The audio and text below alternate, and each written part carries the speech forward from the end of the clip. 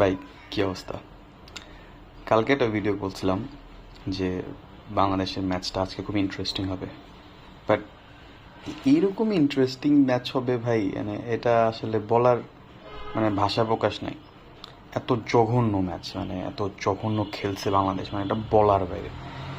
এরকম স্টুপিড খেলা, মানে কেন খেলে, কি জন্য খেলছে, কোন পারপাসে খেলছে, কেন এত তাড়াহুড়া ছিল, আমি ওনাদের খেলার মধ্যে আসলে আমি বুঝিনি। কিন্তু যাই বলেন, এরকমটা যে হওয়ার ছিল, এটা আসলে আমরা অনেকেই প্রেডিক্ট করতে পারছিলাম যে না, এরকমটাই হবে।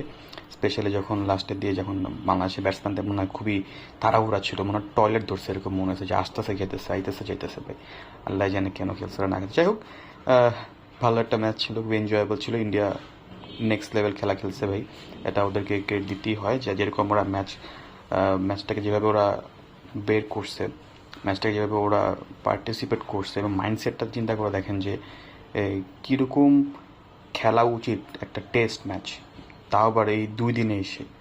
কীভাবে ম্যাচটা থাকে না, যে এটা এটা তো ম্যাক্সিমাম যে কাউকে বলবেন ভাই, যে কেউ বলবে যে এই ম্যাচটা ড্র হওয়ার চান্স ছিল ভাই 90%। বাট ইন্ডিয়া ওইখান থেকে ম্যাচটাকে টার্ন করে, যেরকমভাবে ম্যাচটাকে টার্ন করে ভাই এই পর্যায়ে নিয়ে আসছে, এটা ভাই হ্যাটস অফ ওদের কাছে।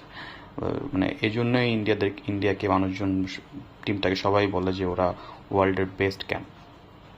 যে যাই হোক, আই গেস সাকিব আল হাসানের ম্যাচটা মেবি মনে হয় এবার একটা লাস্ট ছিল।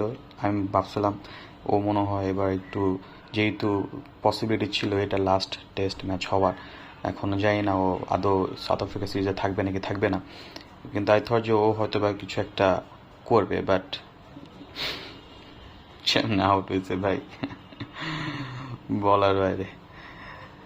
জানি না বাংলাদেশের এই স্বভাবগুলো কবে চেঞ্জ হবে।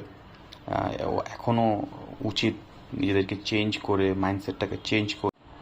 Let's hope for the best. আর সামনে তো T20 সিরিজ আসতেছে, আল্লাহ জানে ওটাতে কী খেলে। ইভেন একটা ম্যাচ যদি জিততে পারে, আমার কাছে যেটা মনে হয় যে এটা আই গেস বাংলাদেশের জন্য অনেক বড় একটা অ্যাচিভমেন্ট হইতে পারে। এছাড়া আসলে কিছু বলার নাই। লেটস সি কী হয় না হয়। টেস্ট ম্যাচ তো শেষ হলে মাত্র, T20 শুরু হবে সানডে থেকে।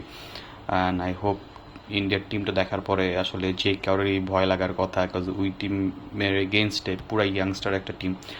সবাই একটা থাকে না যে বারুদ, এক একটা থেকে এক একটা একটা থাকে না যে আগুনের গোলা টাইপ। আর বাংলাদেশের টিম তো like you know so type, still অনেক দূর যাওয়ার বাকি আছে। দেখি কি হয় না হয়। আর দোয়া করবেন সবাই বাংলাদেশের জন্য, সামনে কি হয় না হয় আল্লাহ জানে। All the very best for T20 series. Tata.